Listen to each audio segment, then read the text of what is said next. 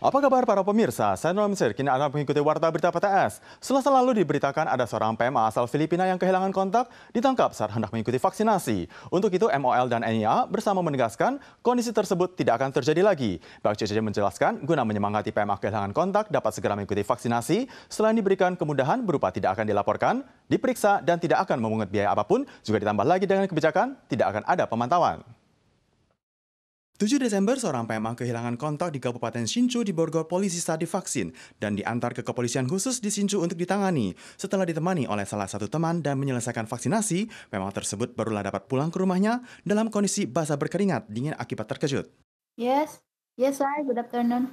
I'm shocked, but now I'm okay. Thank you. 中央跟地方有一些警察之间的他们的处理的态度，会让外国人对台湾本来形象很好的警察的这个观感呢，会打折扣。 MOL dan NIA tanggal 8 Desember menegaskan hal tersebut hanya bersifat kasus perorangan dan tidak akan terjadi lagi. 基层员警对这个政策不了解，那这个事情我们已经亡羊补牢，通报各检察机关，绝对不会再有这类事情发生。 Di sini ditegaskan tidak ada sistem pelaporan, pemeriksaan, tidak memungut biaya, dan tidak akan dibatasi. Bagi PMA yang telah habis masa izin tinggalnya dan hendak pulang ke negara asal, maka tidak akan dimasukkan ke dalam daftar orang yang ditolak. Setiba di Taiwan juga tidak akan ada pembatasan masa izin tinggal. 那如果他来参与这个安心接种，我们会把它列为未来列为不管制的对象。 PMA kehilangan kontak yang tidak berdokumen dapat mengikuti langkah yang dianjurkan oleh NIA atau Ormas NGO dengan mengajukan kartu izin tinggal sementara dan mengikuti vaksinasi. Namun yang termudah adalah mendatangi stasiun TMS, langsung datang, langsung divaksin.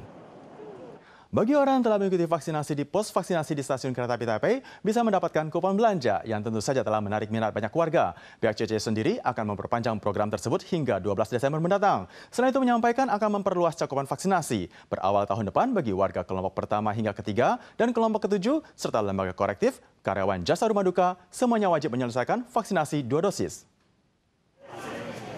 Terlihat gerombolan manusia berjejal masuk ke dalam stasiun kereta api Taipei. Semuanya datang untuk ikut vaksinasi Moderna. Hal ini dikarenakan CCJ hendak meningkatkan cakupan vaksinasi. Bahkan untuk meningkatkan minat warga, masih tersedia kupon belanja usai vaksin. Karena tanpa harus mendaftar dan dapat segera divaksin telah menarik banyak perhatian.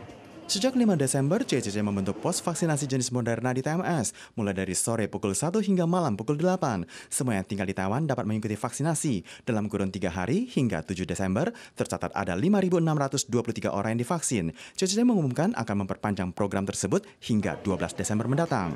Guna menghadapi pandemi internasional, CCJ mengumumkan akan memperluas cakupan vaksinasi ke tahun depan, di mana per awal tahun depan, warga kelompok 1 hingga 3, kelompok ke-7 dan lembaga korektif, pekerja industri rumah duka, wajib menyelesaikan vaksinasi dosis kedua. Hal ini dikarenakan jenis pekerjaan dan pelayanan jasa yang diberikan kepada ragam manusia tidak dapat menjaga jarak sosial, maka pencegahan perlu diperkuat.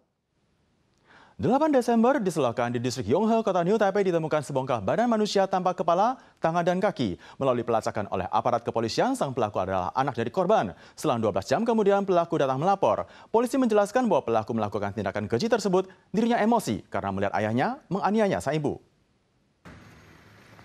Pelaku bermarga Fu untuk kasus pembunuhan dan mutilasi ayah, kemudian membuang potongan mayat di selokan, tanggal 9 Desember berhasil ditangkap.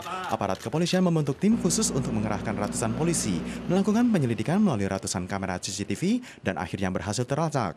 Lokasi pembuangan mayat adalah di sebuah selokan di distrik Yonghe, kota New Taipei, yang mana kini telah diberikan garis pemblokir. Polisi terlihat masih terus melakukan pencarian potongan tubuh lainnya, karena saat ditemukan hanya ada bagian atas tubuh saja. Selain itu masih harus menemukan bukti lain dan alat mutilasi yang digunakan. Pelaku mengaku emosi dan melakukan tindakan keji tersebut karena melihat ayah menganiaya ibu.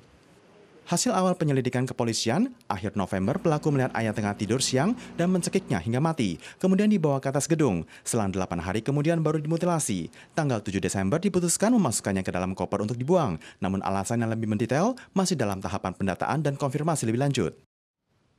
Para pemirsa sekalian, sekian Warta Berita PTS. Selanjutnya mari kita saksikan panorama salju di Moskow. Kita sudah lagi di pekan depan, tentu saja dalam waktu dan acara yang sama. Sampai jumpa.